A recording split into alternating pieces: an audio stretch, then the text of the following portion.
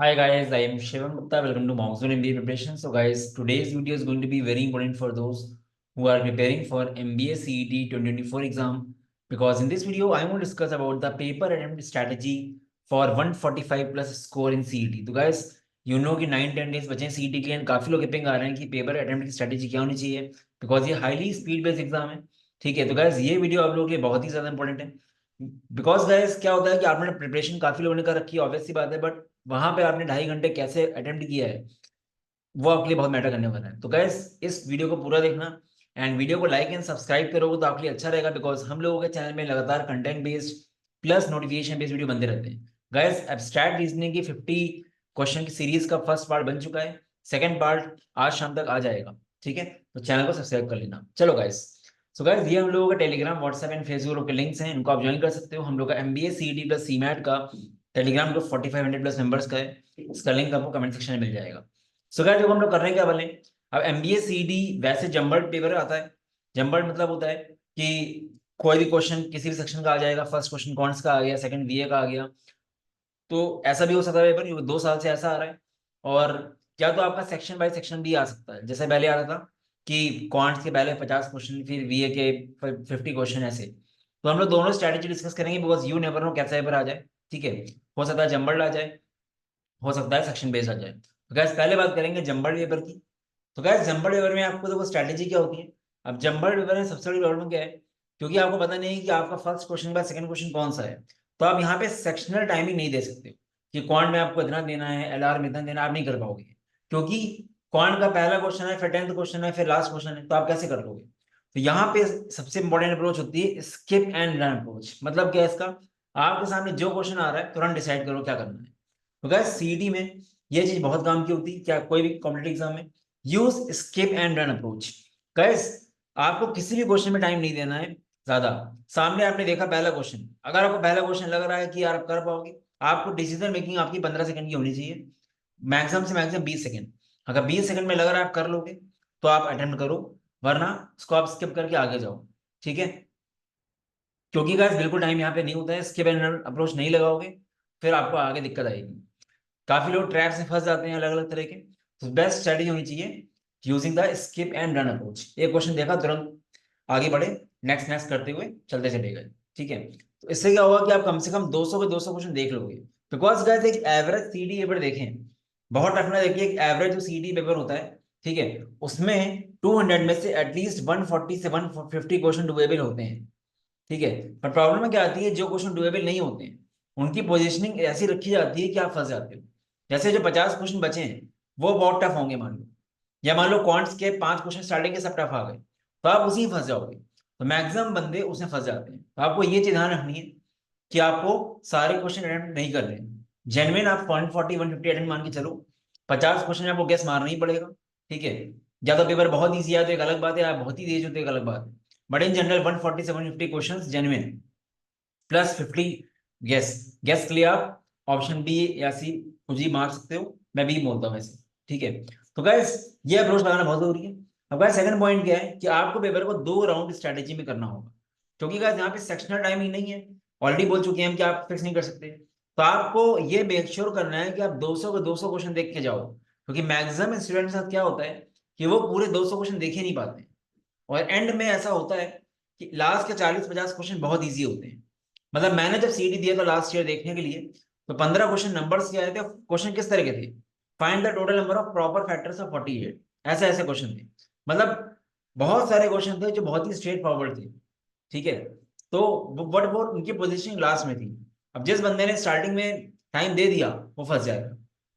तो गाइस आपको 2 round strategy कैसे करनी है, आपको स्टार्टिंग के 2 घंटे जो हैं, ठीक है, 2 घंटे में आपको पूरे 200 क्वेश्चन देख लेने हैं। 2 घंटे में आप 200 क्वेश्चन देख लोगे, 120 मिनट्स में आप अपने अकॉर्डिंग अटेम्प्ट कर सकते हो। मान लो आपने 120 मिनट्स में 120 क्वेश्चन अटेम्प्ट करे, या फिर 140 अटेम्प्ट करे। बाकी जो 30 मिनट्स बचेंगे उसमें आपने जो क्वेश्चन फ्लैग कर रखे हैं, जैसे जैसे क्वांट का कोई क्वेश्चन है अर्थमेटिक को 3 लाइन का है, या थोड़ा वो हो सकता है बट लेंदी अभी के लिए, तो उसको आप छोड़ के स्किप कर दो, बाद में कर सकते हो उसको। ठीक है, या फिर आपने RC छोड़ दिया, बाद में कर सकते हो।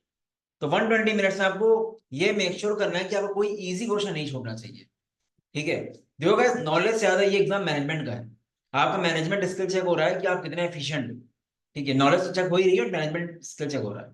ठीक है, और पढ़ते सब लोग हैं, नंबर आता सब काफी लोगों को है, बट आप कैसे अप्रोच कर रहे हो पेपर को मैटर वही करेगा। और मैक्सिमम लोग नर्वस हो जाते हैं, बोलने के बाद भी ऐसा हो नहीं पाता, तो आपको मॉक में प्रैक्टिस करनी पड़ेगी। अभी जो 9-10 दिन बचे हैं, इसमें यही स्ट्रैटेजीज को लेके प्रैक्टिस करो कि स्टार्टिंग 2 घंटे में सारे 200 क्वेश्चन देख लिए हमने। अगर आपने ढंग से सारी चैप्टर सारी वैरायटी पढ़ी है, तो आप आराम से 120 मिनट्स में 130 140 125 क्वेश्चन तक तो अटेम्प्ट कर सकते हो जेन्युइन। ठीक है, बाकी 30 मिनट में जो कर पाओ। ठीक है, तो ये स्ट्रेटेजी इसके लिए रहती है बिकॉज पेपर जम्बर्ड है। अब गाइस देखो, स्ट्रिक्टली अवॉइड, मैं बिल्कुल बोलूंगा कि आरसी पजल्स डीआई स्टार्टिंग में करो ही मत, राउंड 1 में अवॉइड करो बिल्कुल। आप अगर आप धोखे से पजल में फंस गए, तो आपका नर्वस भी हो गया। ठीक है, सबसे इंपॉर्टेंट चीज तो है कि आपका टाइम गया, फिर आप आगे के पेपर भी नर्वस हो जाओगे, बिकॉज मैक्सिमम बंदे दे रहे हैं सीईटी जेबीएमएस के लिए। और जहां आपको लगा कि आप का टाइम चला गया, तो आप फिर जेबीएमएस के लिए वो नहीं कर पाओगे। तो मैं स्ट्रिक्टली बोलूंगा कि आप आरसी पजल डीआई को राउंड 1 में छोड़ दो। डीआई के लिए एक बार को कर सकते हैं, बिकॉज डीआई में क्या है कि डीआई में हर क्वेश्चन इंडिपेंडेंट होता है, आपको पूरा डेटा सॉल्व नहीं करना पड़ता है। आप कोई भी एक क्वेश्चन लेकर सॉल्व कर सकते हो, डीआई करने को कर सकते हो अगर इजी है। बट पजल एंड आरसी में बिल्कुल मना करूँ। ठीक है, बाकी आपके ऊपर है, आपका अगर बहुत ही अच्छा फोर्टे है या पजल बहुत ही ईजी आ गया आप कर सकते हो तो अलग बात है। बट बहुत ही हैवी पजल तो बिल्कुल छोड़ देना, वरना आपका टाइम चला जाएगा। क्योंकि आप ये समझो गाइस, हर क्वेश्चन 1 नंबर का है। ठीक है, ये समझो आप। गाइस ऐसे एग्जांपल्स भी देखे हैं मैंने। ठीक है, कि लोगों ने मतलब, पहले क्या होता था जब पेपर आईबीपीएस बनाता था, मतलब बहुत ही ज्यादा हैवी आते थे पजल्स, उस टाइम पे भी एक बंदा था, कुछ लोगों को सुना मैंने कि लोगों ने मतलब एलआर में सिर्फ एक सेट किया, मतलब 30 पजल आए थे, 30 पजल में उन्होंने खाली एक ही सेट किया, स्टिल टॉप में रैंक आई थी 98.98 98.97। तो मैं ऐसा नहीं बोल रहा हूँ कि आप भी ऐसा करो, बट जनरली बता रहा हूँ कि सही स्ट्रेटेजी लगाना बहुत जरूरी है। अगर पजल में फंस जाओगे तो फंस जाओगे फिर आप। गैस अब यहाँ पे देखो, अपार्ट फ्रॉम दिस आरसी वगैरह कुछ टाइम ईटर्स होते हैं। ये टाइम ईटर्स ऐसे होते हैं कि देखने में इजी लगते हैं, बट आपका टाइम खा जाएंगे।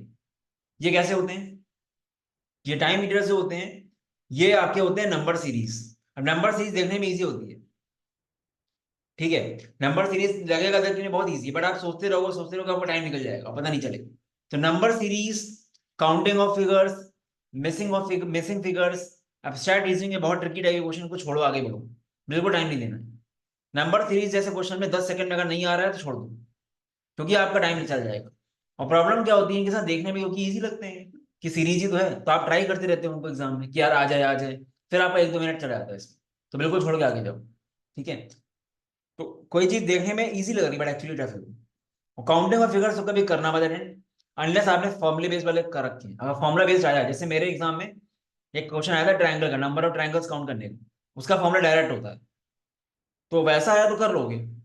बट अगर एक्चुअली काउंट करना पड़ रहा है आपको तो दिक्कत आएगी आप। Not to take any question in ego guys, ये भी एक चीज होती है, जैसे कोई आपने बहुत अर्थमेटिक लगाई है, अपने मतलब 40 मार्क दिए हैं, और आपका एक क्वेश्चन है जो आप हर बार सही करते हो, रटा हुआ है, बट वहां पे आपका आंसर आ ही नहीं रहा है, उस क्वेश्चन को छोड़ दो प्लीज। क्योंकि लोग 4-4 5-5 मिनट लगा देते हैं, और बाद में पता चलता है उस क्वेश्चन के ऑप्शन गलत थे। तो कोई क्वेश्चन को ईगो में नहीं लेना है गाइस, क्योंकि यहाँ पे आपको मार्क्स लाने, अपनी नॉलेज खाली शेयर नहीं करनी कि आप बहुत बहुत टफ क्वेश्चन करके बहुत अच्छे बन जाओगे, ऐसा नहीं है। ठीक है, क्योंकि आपको ओवरऑल मार्क्स बढ़ाने हैं ना।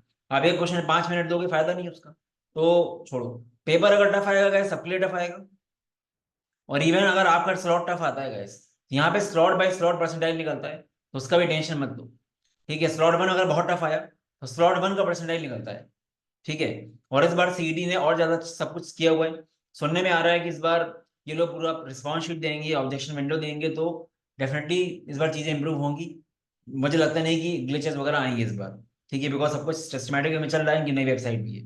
बट गैस आपको कोई भी क्वेश्चन को बिल्कुल भी ईगो में मत लेना। और ये सब चीजें गैस आपको प्रैक्टिस करनी पड़ेंगी मॉक्स में, क्योंकि बोलने में लगता है आपको, सुनने में भी अच्छा लग रहा है, मॉक में प्रैक्टिस करनी पड़ेगी। आप जितने भी आप मॉक दे रहे हो 10 से 12 मॉक, उसमें आप ये प्रैक्टिस करो।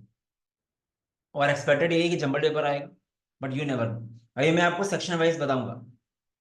ठीक है, तो गैस ये आपके मेन मेन टॉप पॉइंट्स हैं, देखने में बहुत छोटे लग रहे हैं, बट एक्चुअली में इनको अगर फॉलो करोगे एग्जाम में तो आपका स्कोर डेफिनेटली बढ़ेगा और आप बहुत अच्छा कर सकते हो। अच्छी बात क्या है ना गाइस, कि आप कम से कम इस बात से सेटिस्फाइड रहोगे कि यार हमने इजी से क्वेश्चन सारे करे। क्योंकि मैक्सिमम बंदे यही करते हैं आके लौट के आके, यार मेरा पजल के चक्कर में मेरा ये छूट गया। तो कोई भी इजी चीज छूटना क्राइम है गाइस एक तरह से, इसलिए बोल रहा हूँ कि ऐसी कंडीशन आने ही मत देना कि आपका कोई इजी क्वेश्चन आता हो आप देख ही ना पाओ। ठीक है, ये है। और ये सब चीजें मॉक में जरूर लगाओ और मॉक को एनालाइज करो ऐसे ही। मॉक को एनालाइज करके देखो कि कौन सा क्वेश्चन आपने छोड़ा जो आप कर सकते थे, वो चीजें। ठीक है, क्योंकि वो चीज, बाकी 200 के 200 क्वेश्चन एनालाइज नहीं कर पा रहे हो चलेगा, मतलब सॉल्यूशन नहीं देख पा रहे हो, बट ये चीज एटलीस्ट एनालाइज करो कि कौन सा, कैसी आपकी स्ट्रैटेजी हो रही है मॉक में। ठीक है। अब गाइस मान लो अगर पेपर जंबल नहीं आता, सेक्शन बेस आता है, ये क्वांट सब में टाइम दिया है, मतलब सब में आपको टाइम नहीं, सब में आपको दिया है प्रॉपर कितने थे क्वेश्चन, क्योंकि यहाँ पे स्विच करने का ऑप्शन तो रहता ही है, टाइम आपको सेट करना पड़ेगा। अब सेक्शन बाय सेक्शन अगर पेपर आता है, मान लो क्वांट के 50 क्वेश्चन आए, एलआर के 75 आए, बीए के 50 आए, एब्स्ट्रैक्ट के 25 आए, तो यहाँ पे अगर आप सेक्शनल टाइमिंग अपने मन में नहीं रखोगे तो गड़बड़ हो जाएगा।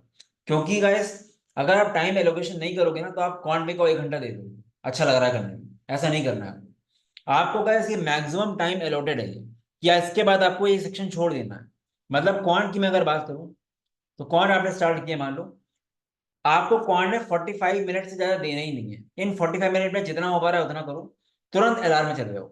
अगर आपने ऐसे लोकेशन नहीं करा तो क्वांट आपको अच्छी लगती है, क्वांट में कहो 1 घंटा दे दो आप, अलार्म में क्या पता आप 1 घंटा दे दो, तो ये नहीं करना। तो क्वांट में 45 मैक्सिमम टाइम है। अब इसका मतलब ये भी नहीं कि 45 देना ही है। मान लो आपकी क्वांट्स वीक है, आपको आता ही नहीं ज्यादा, आपका 30 मिनट में हो गया, तो बाकी 15 मिनट कहीं और दे दो आप, बट ये मैक्सिमम टाइम है, इससे ज्यादा नहीं देना। और आइडियली 145 प्लस अगर टारगेट कर रहे हो जेन्युइन अटेम्प्ट, तो आपको 45 मिनट में क्वांट में एटलीस्ट 35 क्वेश्चन करने चाहिए जेन्युइन। एलआर में गए 55 मिनट्स का टाइम दो, 75 क्वेश्चन होते हैं, 55 मिनट से 55 अटेम्प्ट का टारगेट रखो। मैं मानता हूँ कि हैवी बजट आप छोड़ दोगे। ठीक है। वीआरसी में गए, अब देखो गए एक बहुत बड़ा सीक्रेट है एमबीए सीईटी का, वीआरसी। वीआरसी में अच्छी बात क्या है कि कम टाइम में बहुत स्कोर कर लेते हैं लोग, जिन लोगों का vocab, idioms, foreign words, one word substitution, parajumble strong है, ग्रामर वगैरह, वो कम टाइम में काफी अच्छा करते हैं। मैंने देखा है कि आईएफटी में लोग, इवन सीडी में 25-25 मिनट में लोग 42 मार्क्स ले आते हैं, तो ये बहुत अच्छा स्कोरर हो जाता है। तो वीआरसी अभी जितना भी दिन बचा है आपके पास, 8-9 दिन, इसमें वीआरसी फोकस ज्यादा करो। अपने पूरे दिन का 2 घंटा 3 घंटा वीआरसी में, और वीआरसी से हैबिट, आप ये नहीं बोल सकते कि आपका वीआरसी हो गया, वो कभी हो ही नहीं सकता। वो कैब डेली 100, डेली 50 वो कैब रटो। ठीक है, पैराजम्बल प्रैक्टिस करो। ठीक है, ईडियम्स, फॉरेन वर्ड्स की वीडियो सब पढ़ी यूट्यूब पे मेरे, वो देखो। तो जितना वीआरसी कर सकते हो पर डे करो। ठीक है, उससे आपका कम टाइम में ज्यादा स्कोर आ जाता है। और ये मैं खाली सीईटी की नहीं बता रहा हूँ, मैक्सिमम नॉन कैट एग्जाम का ये सीक्रेट होता है वीआरसी। जितने लोग अभी स्कोर देखा है वो कम टाइम में ज्यादा घसीट लेते हैं नंबर। तो 30 मिनट्स में 40 क्वेश्चन आपको अटेंड करने हैं वीआरसी के। मैं मान रहा हूँ कि आप आरसी नहीं करोगे, मान लेते हैं। ठीक है। एब्स्ट्रैक्ट रीजनिंग का प्रैक्टिस की बात है, आप काफी लोग बोलते हैं एब्स्ट्रैक्ट रीजनिंग प्रैक्टिस कहाँ से करें।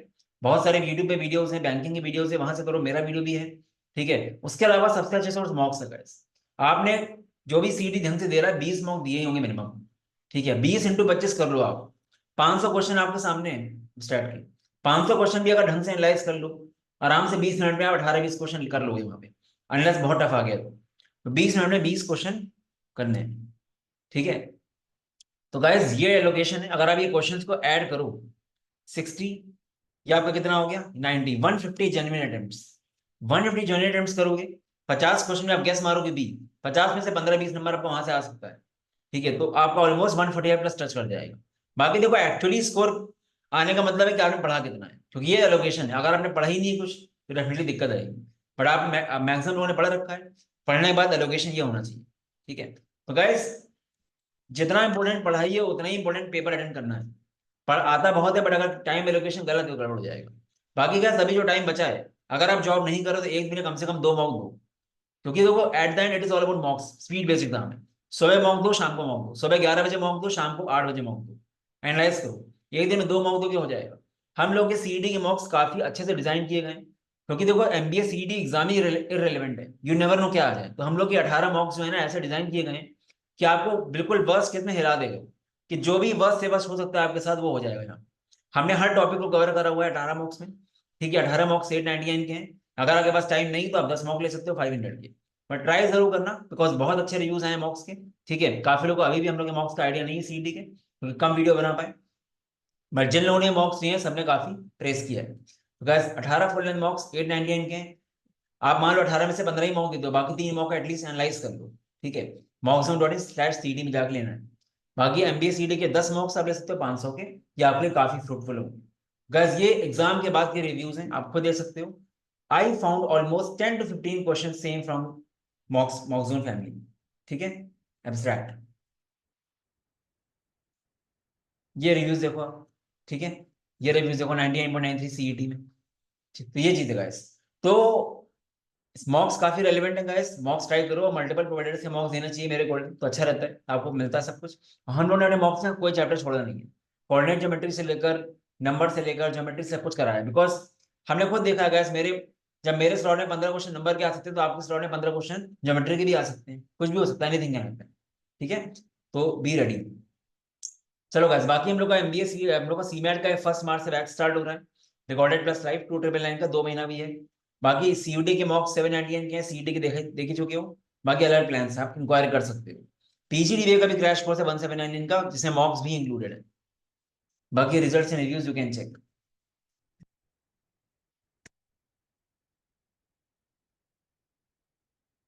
सो गाइस ये नंबर यहाँ पे व्हाट्सएप कर सकते हो, कोई डाउट आता है आपको किसी तरह का भी। और mockzone.in/cd में जाओगे तो आपको एक फ्री एमबीए सीडी मॉक मिलेगा, बाकी मॉक्स के डिटेल्स मिल जाएंगे। चलो guys, all the best, bye bye.